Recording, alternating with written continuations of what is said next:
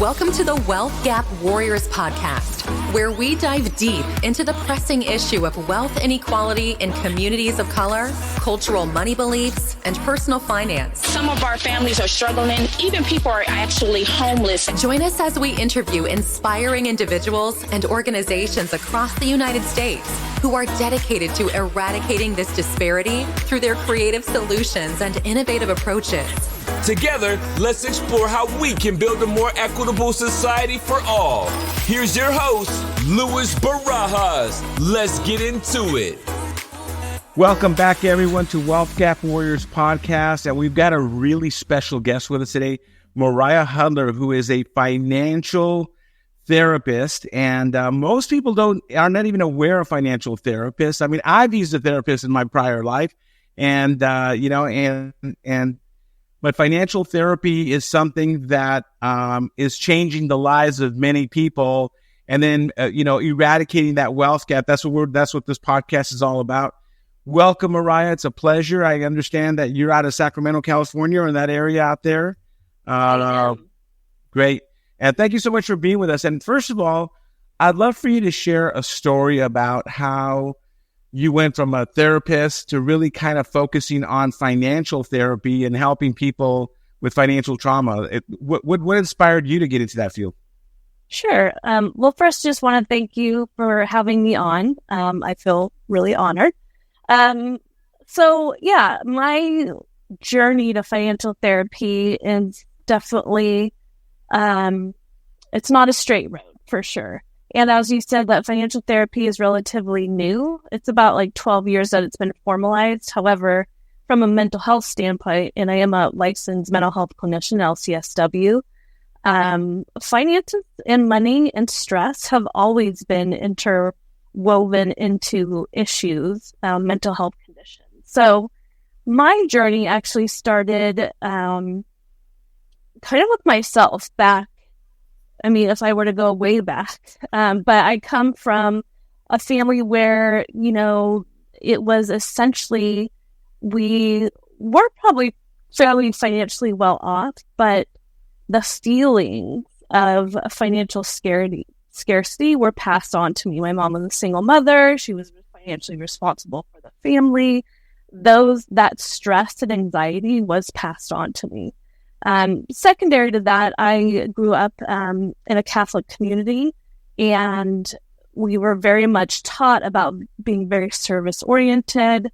St. Francis of Assisi, that we just don't think about money. You give all of your money away, and you work amongst the people. So that really, I think, shaped me to go into a service-oriented area like social work. And it really started hitting me in grad school, when I had to take out loans to basically help people. And I started to realize the impact of carrying, a large amount of loans and then going out into the work world, having to pay those back. And it started to really show up in how, how much stress I had around finances. And then I started also seeing it amongst the people that I worked with. So I also, did a couple of years, I lived in Ecuador, and obviously I worked for the Working Boy Center. It's called El Centro del Muchacho Trabajador. And, this was a very much impoverished community, and really just that kind of financial trauma piece of just living and survival in the moment, and how they were working for bus fares and working on the streets to be able to do that. And how the program looked to break that cycle of poverty through education and training. So all of those were kind of mixed in together. I did go into social work, and I landed in medical social work. And I always, was very interested in this personal finance aspect of, how being in service oriented and still needing to make a living wage, and where those two meet, for someone that's very socially oriented or service oriented. So I just became so involved in personal finance and figuring that out for myself, challenging the beliefs that I had, And financial therapy wasn't necessarily a thing when that was happening, but I started looking around and being like, oh, like, well, maybe I could do financial coaching. And, but then I thought, well, that's such a loss because I have this mental health aspect. I really wish the two could be married. And eventually I did find that through the Financial Therapy Association. I was like, that's it. This is it. There is research. There's, this is becoming more of a thing. This is something that I feel like I can contribute to, and, blend mental health with financial therapy to provide services for clients. Yeah. That's great. I go back, I used to work with really super wealthy people. And then years ago, I went back to the Biden to help the poor, right? When I lived in the Biden, I didn't know that I was poor because I had such great parents. Come out of the Biden, work with really wealthy people, then go back. And this is back in 1990, 91. And back then, there was no internet. There was very little financial literacy. I catered to the Latino, to the Hispanic community. And they said, well, financial literacy was lacking. And when I went back, I realized that no amount of financial literacy was going to help an impoverished community because there were limiting cultural beliefs. And also there was a lot of financial trauma. And there was no such thing. Remember, we're talking about back in 91. And there was no such thing as financial therapists or even therapists focused on financial trauma. It wasn't something that anybody was bringing up. So I go back to that, as being part of also the financial planning industry, we still have that mindset that financial literacy will help you. But if there's financial trauma, that trauma sabotages your mindset to achieve success or be consistent in the execution of achieving any kind of financial success. So, how does financial therapy in your mind differ from financial coaching or financial counseling? Because we're seeing right now an uptick on financial coaches, right? There are a lot of people that are not in the financial planning industry who are not there. They're not selling mutual funds or ETFs or insurance, but they're going into financial coaching and they're doing a lot of they're still going on to the values and having people write down their values and their beliefs and their money stories. Explain to us how financial therapy is different than going to a financial coach or a financial counselor. From my understanding and in terms of how I refer out is financial coaching is from today forward. So we're really looking at things that you can put action steps around. It may go a little bit back. It may do some mindset work. But essentially it doesn't really have the roots of what mental health would do. So in financial therapy, there is a range of financial therapists. Not everyone does have a mental health background. And I think that that's really important to understand as a consumer. Difficult when you're just out there looking for a little bit of support and assistance. But, financial coaching really focuses on here forward. Financial counseling, is credit and debt focused and kind of more of shorter term to long-term planning. Our financial planners are really kind of more into the long-term planning. I feel like, as a mental health clinician who focuses on finance and am a certified financial therapist, that I'm at kind of the beginning of all of this. So I'm looking at trauma, I'm looking at infidelity, financial caregiving, things that are really difficult and interwoven, challenging, complex layers, have some PTSD in there. Really taking a look at what those messages were from childhood that have been imprinted on you, like DNA, and how you arrive into adulthood, because we don't really have a framework of how to develop our own personal finance and views and, how we interact with money. So a lot of it, and like you were saying, is this initial part of if you don't understand your money story culturally, gender-wise,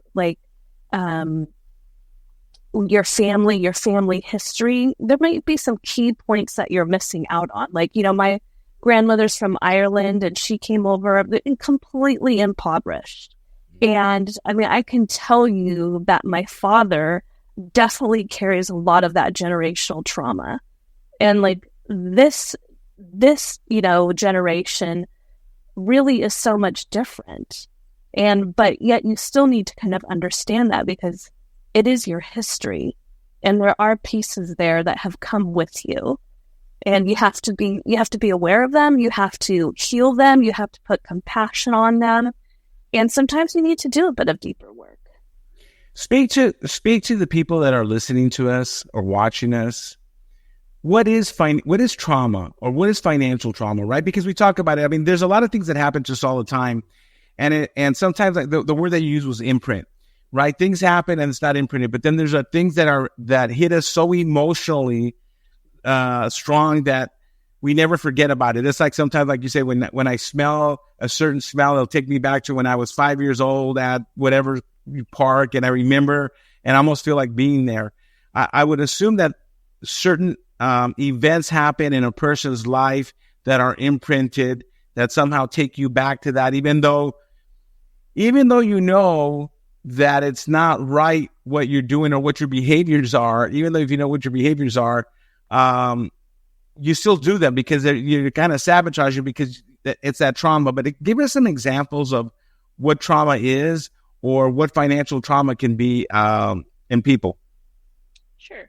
Financial trauma is chronic stress and anxiety related to money. So how some of the causes of that could be underemployment or under earning for a long period of time. It could be, an impoverished childhood where you're constantly in a survival state. I have a client who has excessive debt for being a professional, but he grew up in a country that had civil strife and civil war.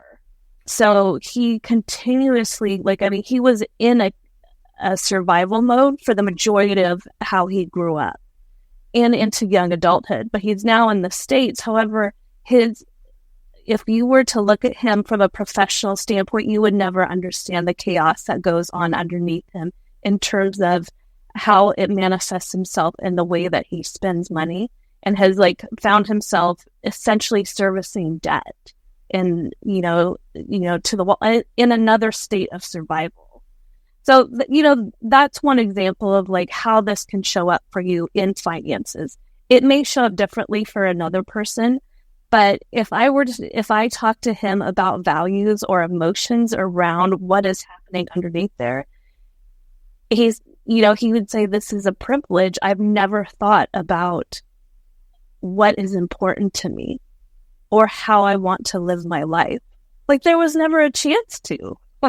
There was never an opportunity. I mean, he constantly lived in that state. So there's a lot of unpacking that has to happen around those things to be able to create space to respond differently to financial decision making.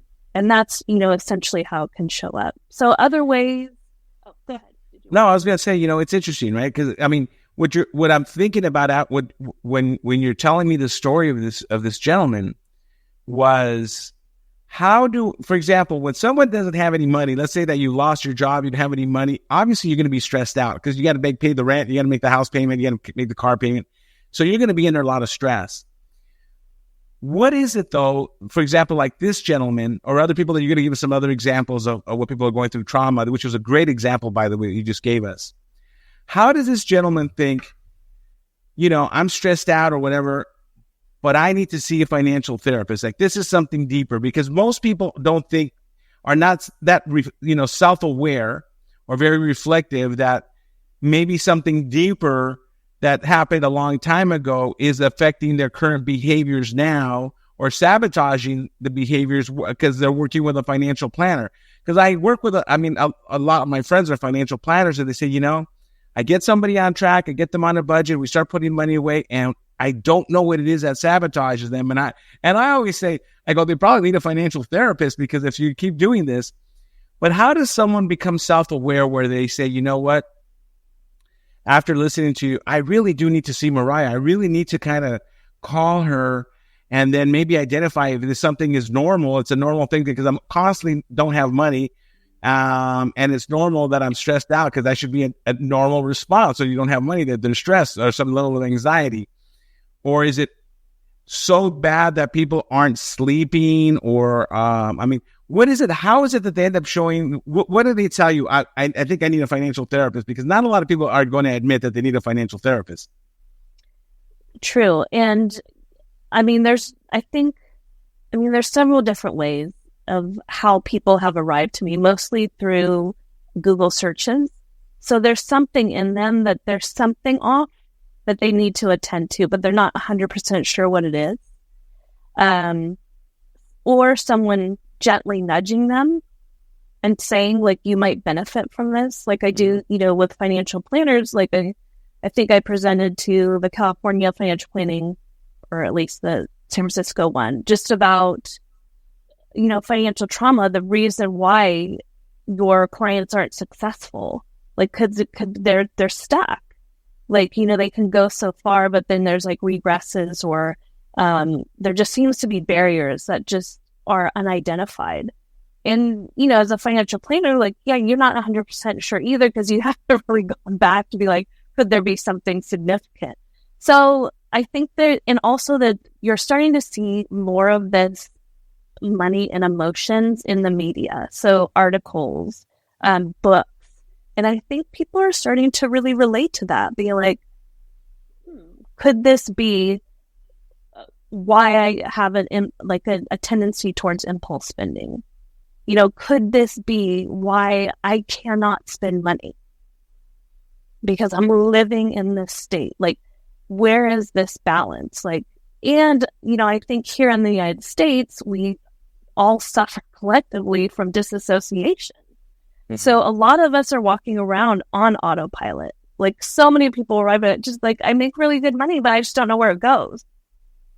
It's because a lot of it's connected to this mindlessness around it. And that's not, a piece of shame around it. It's just that it's just the way we move as a society. We don't necessarily think about how we swim. We just know that we do that, or it's just become normalized to do that. And we're also fed from a, consumeristic point of view, like, yes, keep spending. And right. We're going to create all these different ways to make it so easy for you to spend. Right. The interesting, so sometimes I think that we make assumptions when it comes to people who have financial trauma. We think that they have financial trauma because they don't have any money, or because the trauma that happened before is causing them to have these bad behaviors, so they're struggling with money. But there are people with financial trauma who are doing really well financially as well. I think something that you just mentioned right now that just brought it to top of mind was, I have somebody who's got so much money, but they don't want to spend it. For example, they'll say, I tell them, they're so concerned about them having enough money that when they retire, that they'll have it for the rest of their life. And I said, not only will you have enough money, you're going to be leaving like tens of millions of dollars to your beneficiaries. Spend some of it.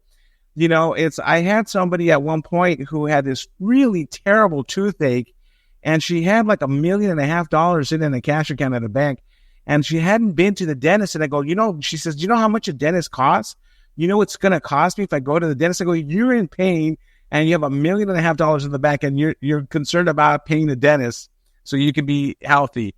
I go back to, that's where I think, well, hold on a second. There's nothing that I can do as a financial advisor to help this woman out. That's where, but they also have to want to have the help, right? The thing is that if she's not even aware that, if she says, well, that's just how I don't want to spend the money on that. She's got to either want the help or be aware that she needs help. Otherwise, it doesn't matter, right? You can't help a person like that.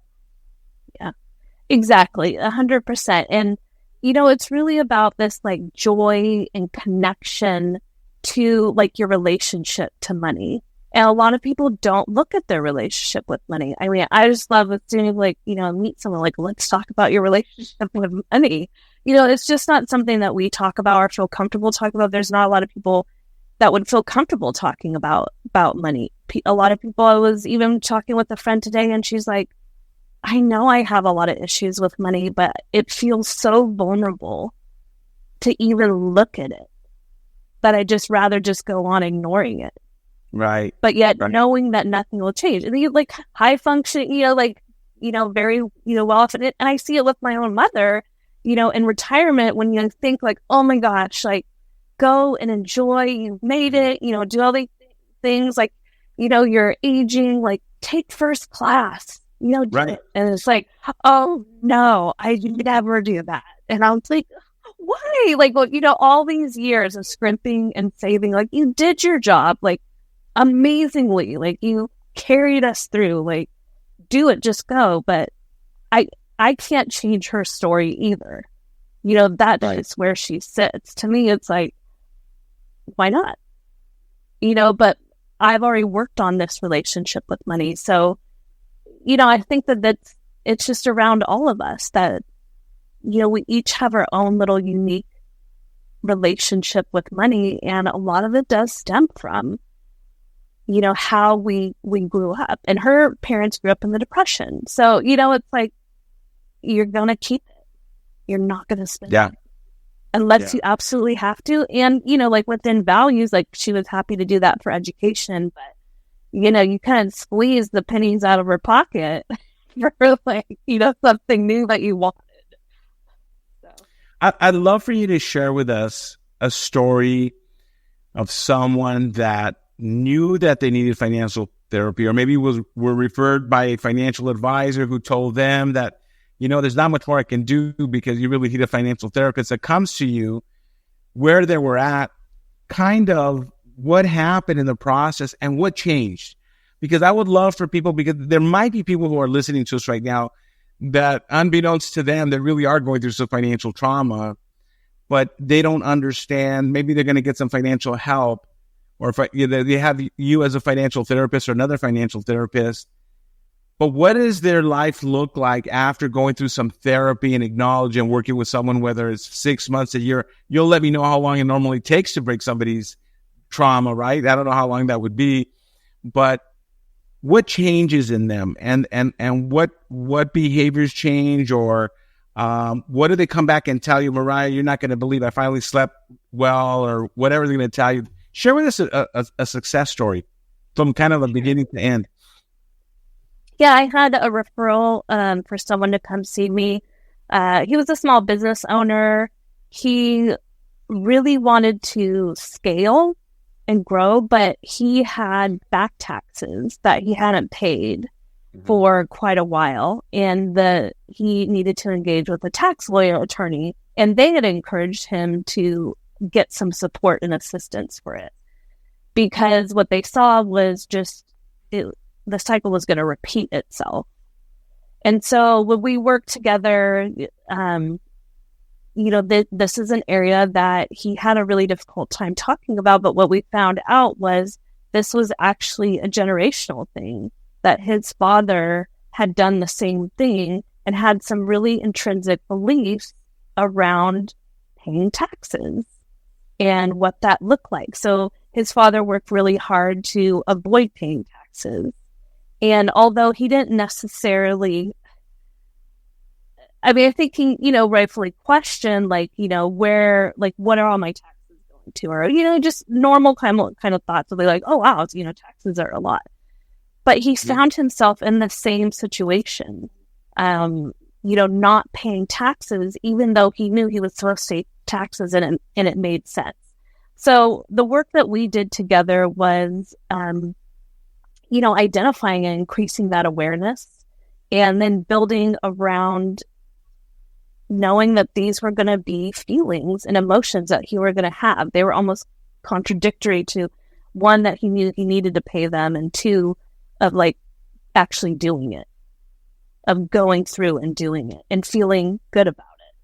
So we really worked on just grounding himself in the moment of when it came time to separate the money from his business, creating a separate account for it, just as practice of, putting it aside and taking the emotions off of it and viewing it as, what it is. Like, this isn't all of my income. There's a portion here that goes elsewhere.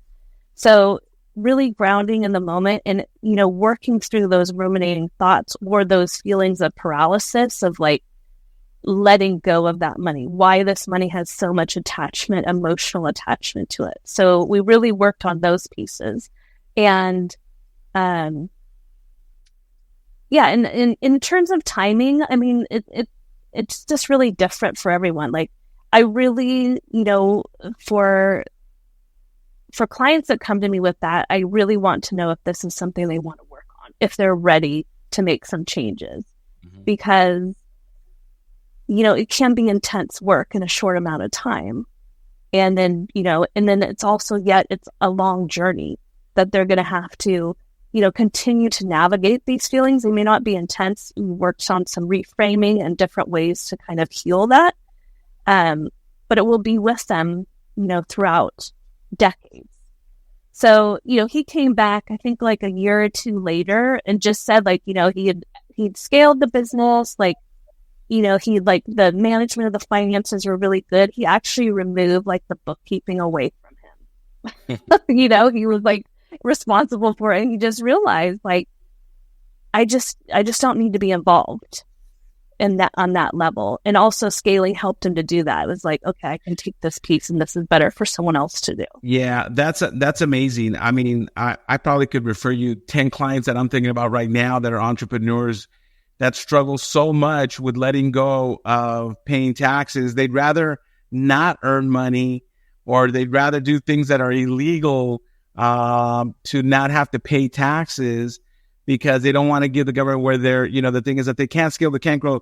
You can't, buy a nice house if you don't have good, strong financial statements and a tax return. And I tell someone, well, you need to earn $500,000 to buy the house that you want to buy. You're earning that, but you're only showing 150, 200,000 on your tax return.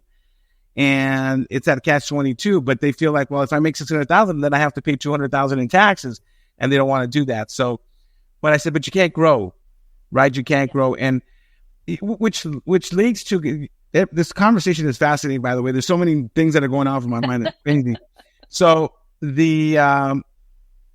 so this gentleman comes, and it's almost sometimes if he's had this financial trauma you're working with where you can't let go.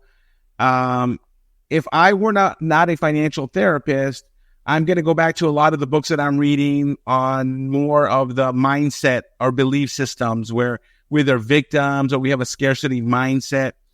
But we have to understand that behind that scarcity, behind what created that scarcity mindset are things that have happened to us or stories or our prior history that have caused us to create that scarcity mindset. It's just not, we have a scarcity mindset, right? I always, one of the concepts that I use in my office is, dive till you touch bottom, meaning that, you've got to make sure that when you're working with someone on a budget and they're overspending, you're not going to tell them to stop spending because there are other things going on in their head. They're overspending because for a lot of different reasons that they're feeling the same thing that when we overeat for comfort because we're stressed out, right? Or people overspend because they're stressed out, or because they want to, or they come from a neighborhood where they've never shown any kind of wealth and they want people to show, they want to show the world that they're now wealthy. So they're spending all this money and not saving anything. I've got artists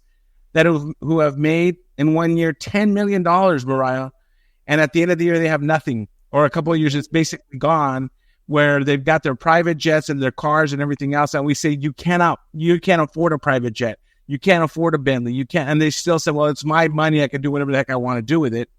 And I'm thinking here, it's like I want to send them over to Mariah now to get some help, because I'm trying to help them, right? I have all the tools to make them financially successful, but I don't because all the tools include somebody like you that can go another step. So that's a step behind to help me set them up so they can then really put money away.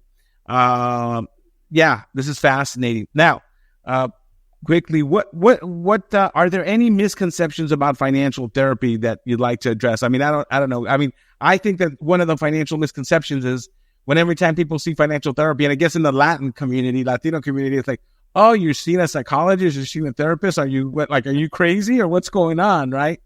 What kind of misconceptions are there in seeing a financial therapist?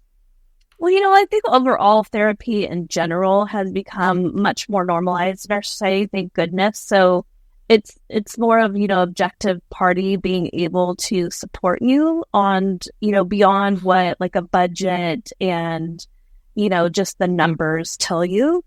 So misconceptions, I don't know. I think it's more about give it a chance. It's an investment in yourself. It's exploration. It's something that's very different to, most of the people, they love going, like initially start everyone on their money story because I just think it's so fascinating to facilitate a conversation about money. And most people have never had any type of conversation like that. They're absolutely fascinated by it. So, I don't even know where I was going with that, but.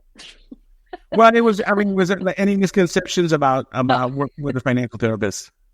Yeah. So yeah, that's right. So, it's like, give it a shot, like do some exploration, be curious, think back like a generation or two, like what was happening with your family? Like what have you brought with you? Like what wounds, also, as therapists, we very much look at it like attachment, like, what kind of attachment did you have as like a child? And like, how does that show up for you? Like, like an anxious attachment or a secure attachment, like what kind of attachment do you have to your money too? And like, where did that story come from? There's just so many things to learn, and all of it is to really gain balance, right? To increase joy, wealth, life satisfaction. For me, I'm starting to look to spend a little bit more time with families, and what that looks like, because what I do know is the messaging starts early. So I want to start working with families that have children that want their children to be successful. But how can we start now, with this messaging? So the messaging is so important. Like basically by the age of 5, we understand money concepts. By the age of 7, we have our money personalities in place. If you have a money personality in place, if you're like, very kind of impulsive, like you need time to learn how to manage that. Essentially, too, if you're like the Alex P. Keaton, maybe dating myself here, where, very vigilant around money, there might have to be like, let's talk about joy and let's talk about the things that you do want to spend money on instead of, like hoarding it or keeping it all away. So, there's other pieces here, because you can be in the same family and experience the same thing, but have a completely different view of how you experienced it. And also like your personality, plays a part in it too. What are your natural tendencies? That's fascinating, working with families. Some other idea just got popped in my head right now. What do you do with someone who's now maybe in their mid to late 50s, right? And has a lot of anxiety because they're saying, I want to retire by, let's say, at full retirement age for Social Security, which is like 67 years old now, right? 66 and a half, 67. And I got 10 years and I've saved nothing. And they're thinking, well, everybody talks about how we're living longer and longevity. And I went to a financial planner and he went and put me all the way out to age 95. But if I want to retire at 65, go to 95, that's 30 years. But there's no way that I'm going to be able to save it the next 10 years to retire over the next 30 years. So that's real anxiety, right? I mean, they start thinking about, I'm going to run out of money. Can a financial therapist help with those type of emotions? I mean, I know that you got to put money away and you got to work with it, but a lot of people really that I'm meeting with are really stressed out because they all say, Louis, I should have met you 30 years ago. Who knows where I'd be now? I said, yeah, but you know what? If you would have met me 30 years ago, you weren't ready for me. You weren't ready to put money away. You were still kind of spending everything. You weren't thinking about it. Is there a way to help people think differently when it comes to that kind of thing? Because that's a real anxiety, right? Now they have other trauma coming in the way. Maybe that's why they didn't save the money or weren't thinking ahead. But does that help also? Because again, I go back to there's only so much that I can do. I've got them maxing out their 401k now. They're starting to spend less. They're saving more, but they're still really worried. You can see the anxiety as they're getting older, and then they're starting to see some of their friends maybe pass away at an early age, some of them living longer. They're seeing some parents that are in their, they're thinking, well, nobody in my family's ever lived past, 80, 90, and now their parents are in their mid 90s, and there's a lot of anxiety. Is there any way to help people who are going through that? Definitely. I mean, I think there's a couple pieces here. One, we have a keeping up with the Joneses. Like, we're always looking to compare ourselves to others. And we're not necessarily kind of grounding ourselves in who we are, how we spend our money, and how much we actually need. Like, what is retirement? What does that look like for you? What would your spending be for that? And, as wealth is relative. Like, someone could feel really wealthy on, $70,000 a year in retirement, and others wouldn't feel so comfortable with that. Right. So I think it's that like reframing of like, okay, yes, and we're here. What do we have control over? And it's like, if your lifestyle, if you want to continue this lifestyle, let's take a look at the ways that we could do that. Right. So it's this opportunities, it's reframing and working through that. Like, yeah, you will continue to have like these thoughts or these like difficult thoughts and feelings of like anxiety around like, I started too late. I'm going to die poor. I'm never going to have enough. And accepting that those feelings will be there, but you can have those feelings and you can continue to work towards a life that you want to build or you have been building. Sometimes it's like, oh, I haven't saved enough. Okay, well, it sounds like you want to start saving more. So yeah, those challenging feelings, but yet you still work towards the life that you want to live. Great. Let's shift over now to couples and money. And a couple. One we're going to talk about is couples that are not married yet or going to be living together and pool their income. One of the questions I have all the time, my clients tend to be a little older who are now either remarrying or they're marrying older, and now they each have assets. And then all of a sudden if it's my client, I have to bring up the concept of we're getting a prenuptial agreement created for you, right? Geez, like, yeah, I really want to do that, but my wife or my soon-to-be wife or my fiance, they're going to get upset, and I don't know what's going to happen. And I mean, it's so tense when we have to bring it up, and I'm the one that usually has to bring it up with the other party. But when it comes to money and it comes to couples, we also know that they always say that, money is one of the sources of divorce, one of the main sources of divorce. I always say it's lack of communication about the money, not the money part, right? More the lack of communication. Somebody who's done any kind of financial betrayal or is hiding money because hiding things because they don't want the other spouse to find out that they're spending money on certain things. And sometimes, like, for example, in the community that I work in, the Latino community, you'll have, let's say one of the couples, one person is still helping out their family members because they're in an impoverished state. And the other person says, well, hey, hold on a second. We're not putting enough away for our kids and our family. And then they find out that they're doing it, sometimes they find out that they're doing it without them trying to find out. And it creates a lot of, I'm sure you've talked to couples like that have gone through that stuff. What are some of the red flags when somebody's getting together or what are some of the positive things that they should be doing before they even marry when it comes to money? And so, like, if I send a couple to you and, I said, listen, I would love for you guys to get some help and learning how to communicate before you get married about money and talking. So what are the things that couples should be talking about? What should be doing? Should I ask for my fiance for a copy of her credit score and her credit statement? I don't know. Tell me. Yeah. I would put those in two different banks, right? So premarital couples coming, right. Maybe first marriages.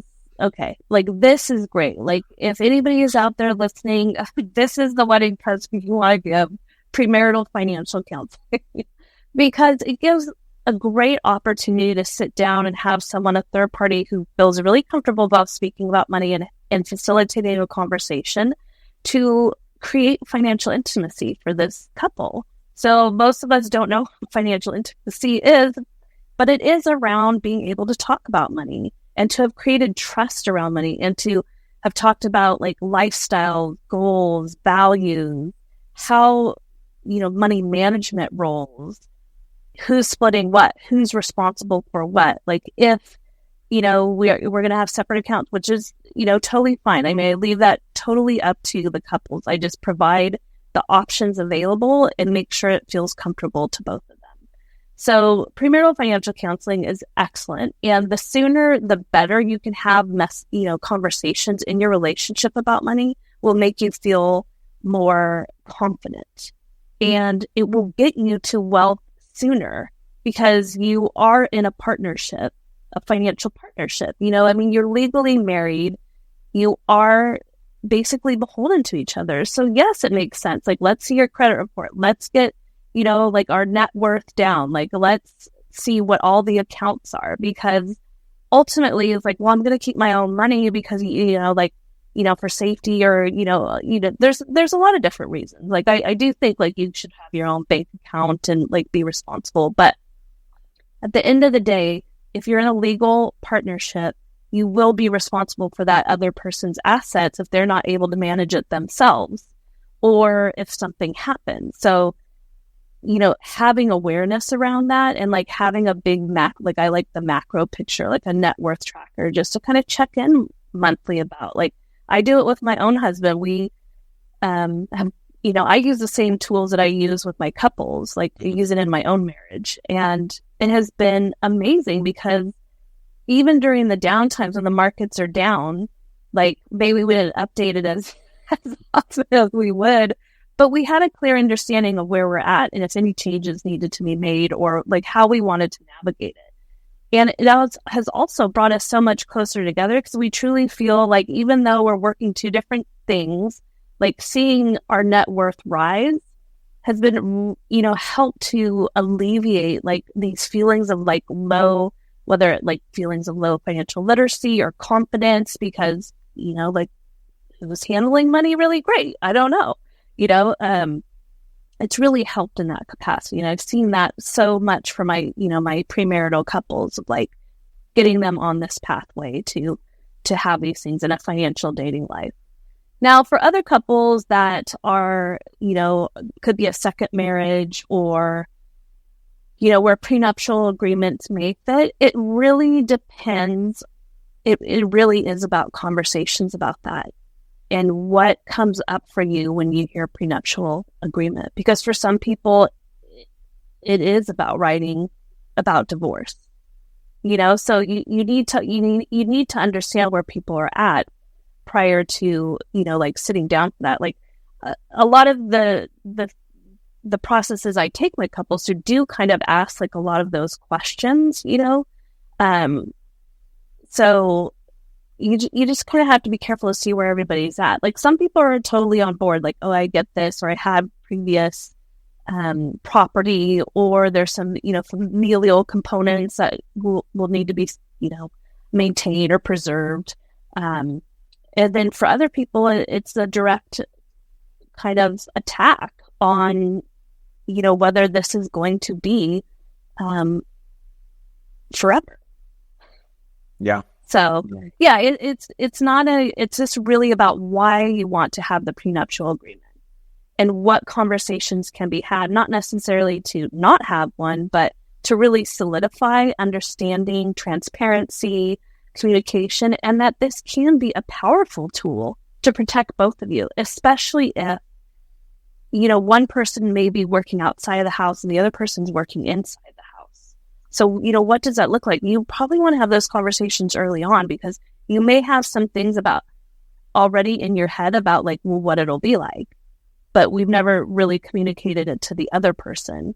And that person doesn't necessarily have never thought of that. It's just like, well, I think it's going to be this way. Okay, well, that's great. Let's have this conversation now.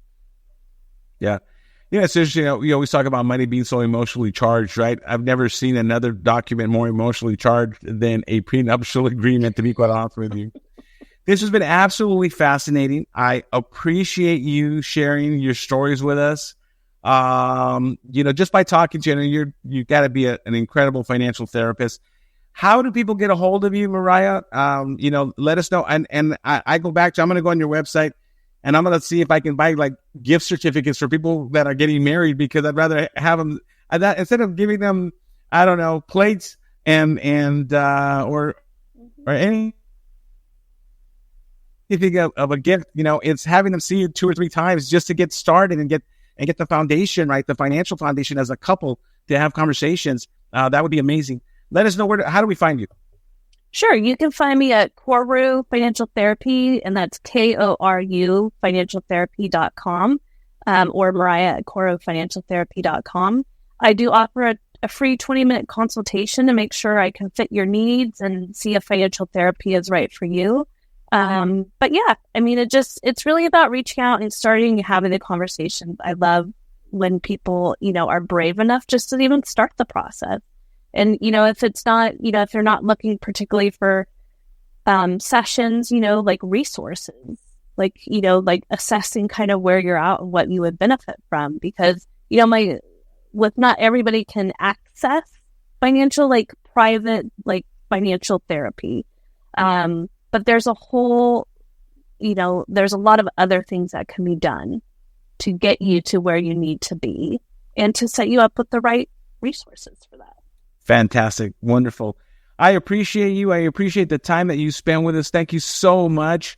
And I hope that, anybody that's watching us or listening to us, Mariah's just offered their 20-minute free consultation. Reach out to her if you're having any kind of financial anxiety, stress, or just want to make your life better and have more balance in your life when it comes to money. And we'll see you all next time. Thank you very much. Thank you.